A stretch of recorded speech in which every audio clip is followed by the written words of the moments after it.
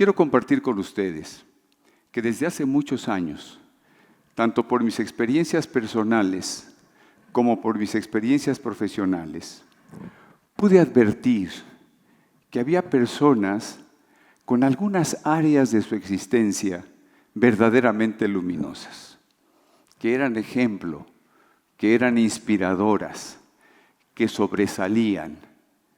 Pero no obstante, esas mismas personas tenían en su actuar cotidiano áreas definitivamente descuidadas, si no es que sombrías. Y yo me preguntaba, cuando uno tiene el ánimo de crecer, si yo mismo no tendría algunas partes de mi actuar cotidiano que estuviesen descuidadas. Cuando quiere uno llegar a ser una persona integral, debe de cuidar todos los aspectos de la vida cotidiana.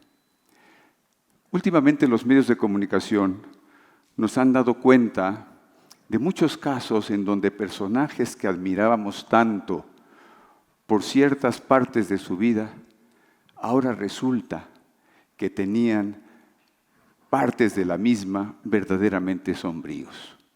Déjenme ponerles un ejemplo. En las primeras décadas del siglo XX, un escritor francés llamado Louis-Ferdinand Auguste Destouches, conocido por su seudónimo Céline, modificó la literatura francesa.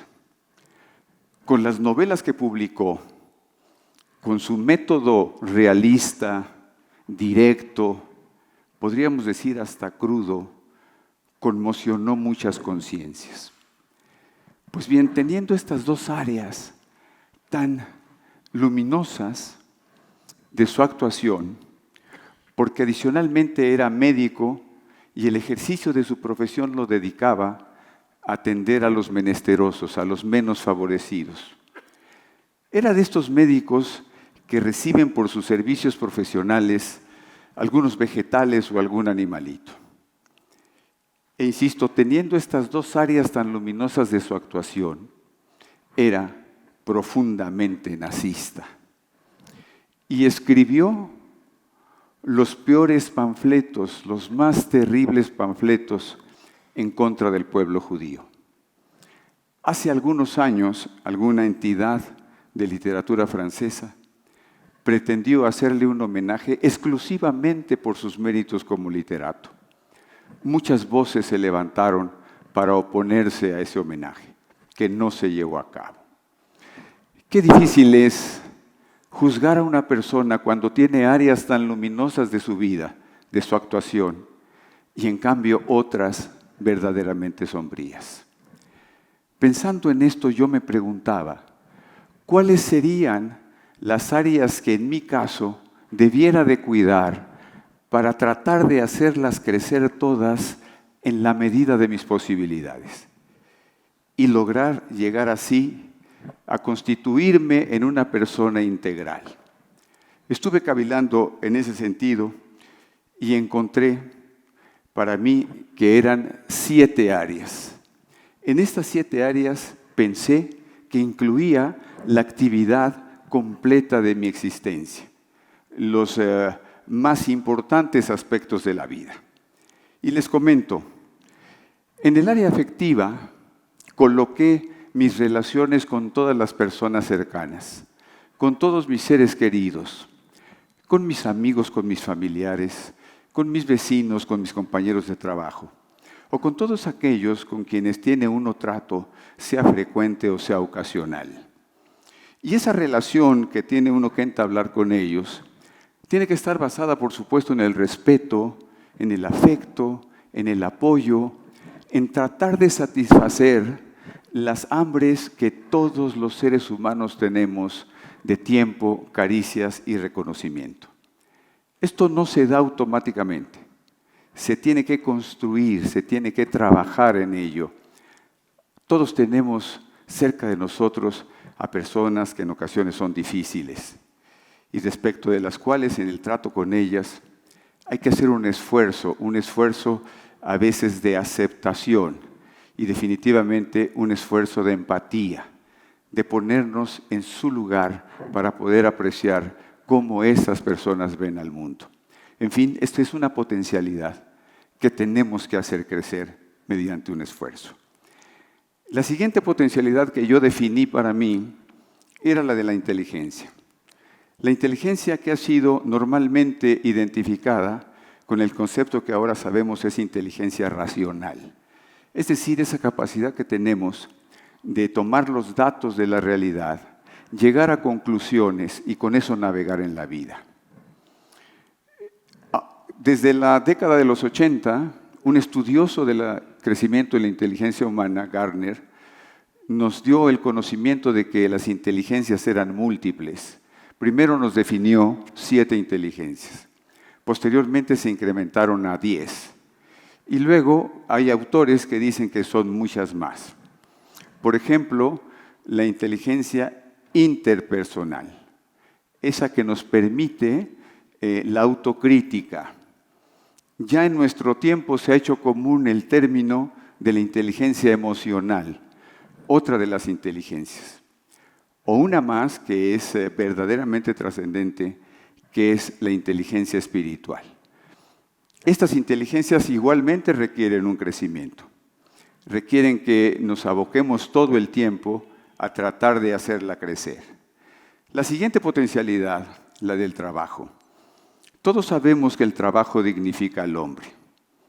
Y sea cual fuere la razón por la que nos toca hacer un determinado trabajo, sea por circunstancia, sea por necesidad, o mejor aún si es por vocación, tenemos que hacerlo de la mejor manera posible.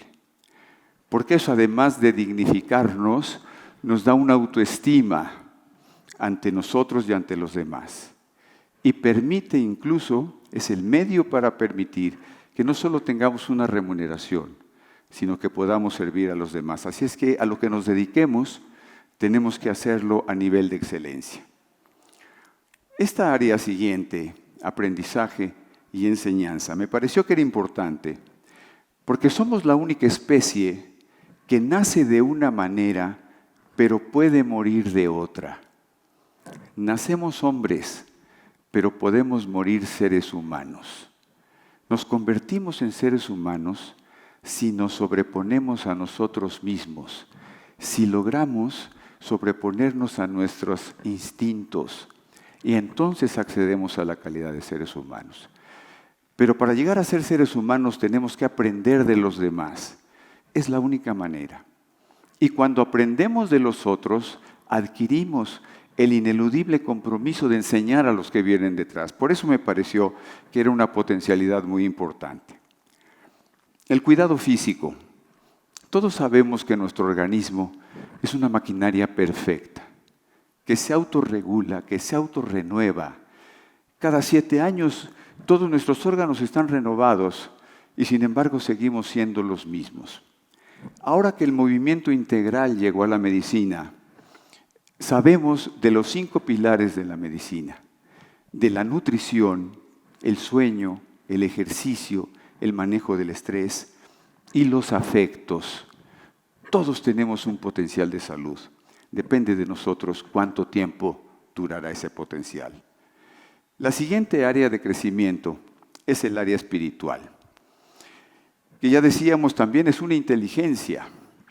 Y esto es lo que nos lleva a tratar de conectarnos con lo trascendente, con el origen y destino de nosotros mismos, con el sentido de la vida. Hay algunas personas que buscan a través de una religión su crecimiento espiritual. Está bien. Habemos otros que buscamos el crecimiento espiritual a través de la reflexión, de la contemplación, del diálogo, del aprendizaje. Sea como fuere, por uno u otro camino, lo importante es orientarnos hacia el bien, hacia lo sublime, hacia lo noble, una posibilidad más de crecimiento. Finalmente, el área política o de compromiso social. Esta es la parte en donde nosotros nos comprometemos con las mejores causas de la humanidad, con los que sufren hambre, con los que están padeciendo en Venezuela, o nuestros compatriotas que sufren inseguridad, o la miseria en África, o la guerra en Siria, o la contaminación de los mares, o el cambio climático, o la ecología, o el desequilibrio económico en el mundo. Esto nos requiere de un compromiso y de una participación, de una solidaridad. Estas, como pueden ver ustedes, son las 7 áreas que yo definí para mí, para tratar de, en la medida de mis posibilidades, hacerlas crecer, para tratar de llegar a ser un ser humano integral.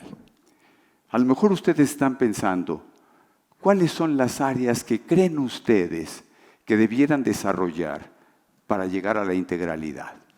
A lo mejor son estas, a lo mejor estas son pocas, o son muchas, o son estas pero con diferente contenido.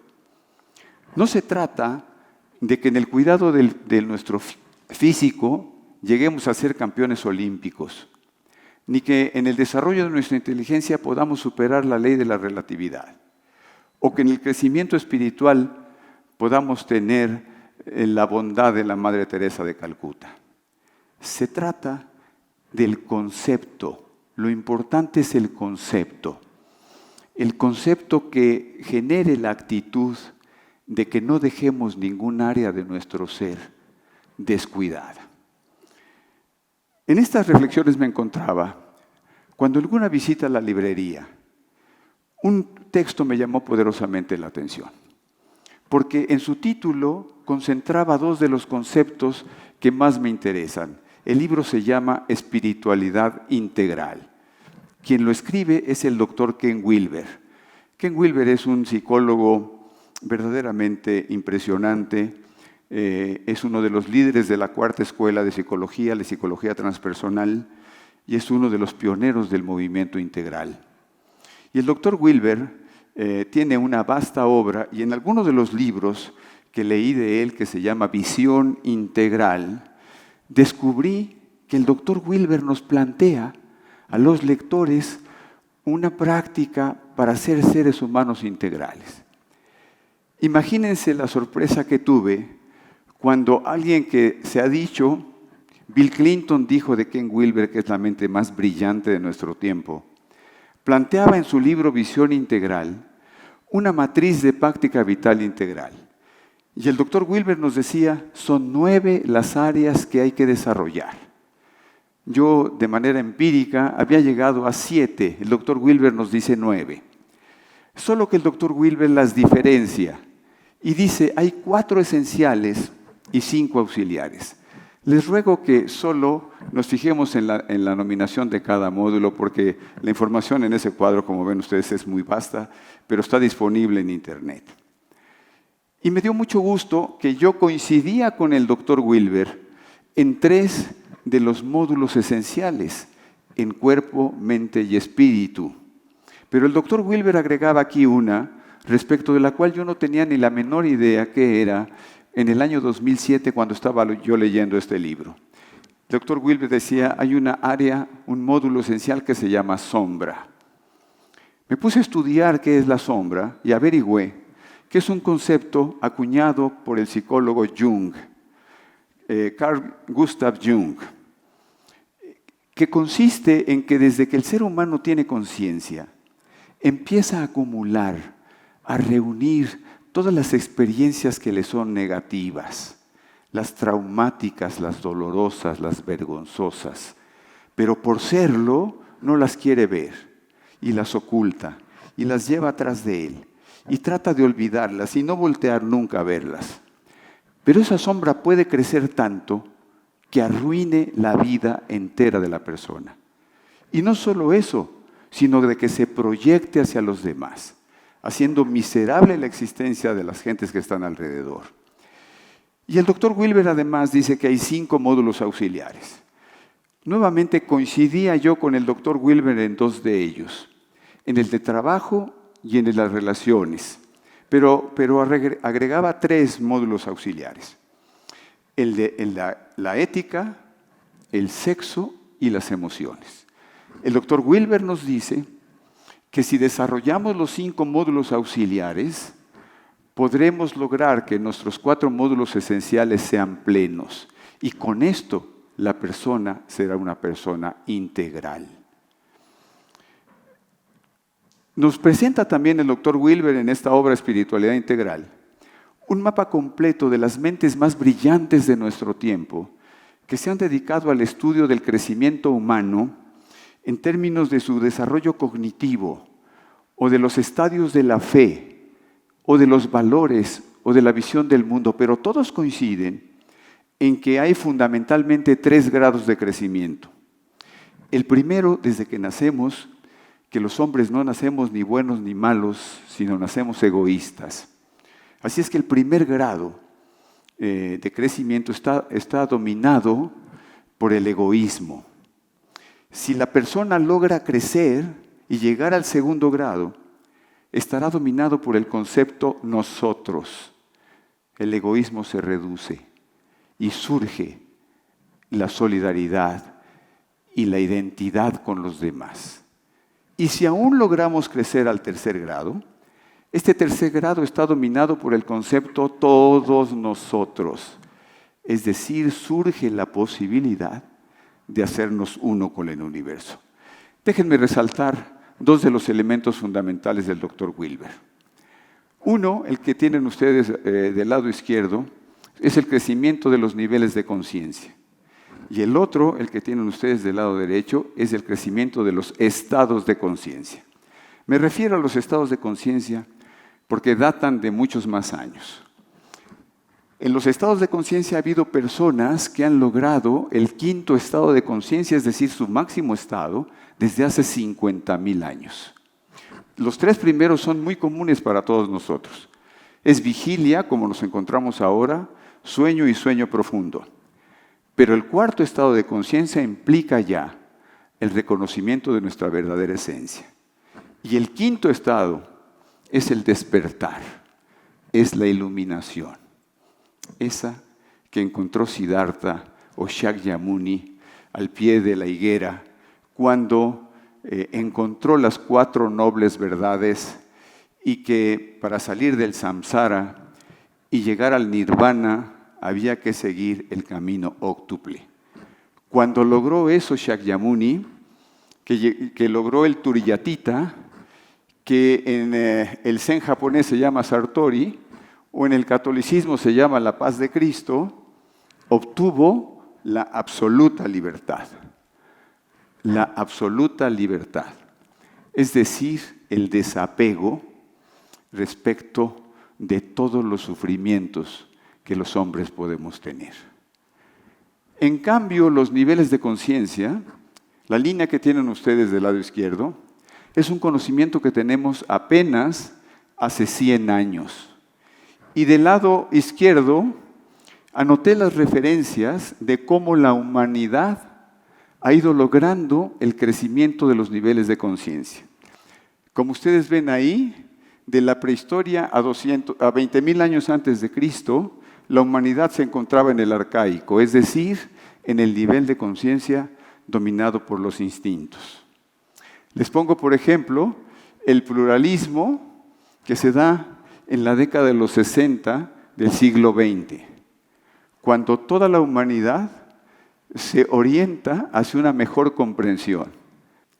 Déjenme concluir con la siguiente invitación. Los seres humanos somos lo más evolucionado del universo conocido.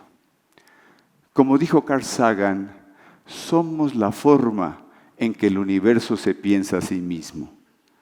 Por ello, aprovechar el conocimiento que hemos logrado de la evolución del universo y lograr el crecimiento de nuestra conciencia a los mayores niveles nos permitiría colocarnos en la punta de lo más evolucionado que existe. Como dijo Martin Heidegger, el ser humano es una potencialidad lanzada al universo. Hagamos que esa potencialidad sea una realidad maravillosa. Muchas gracias.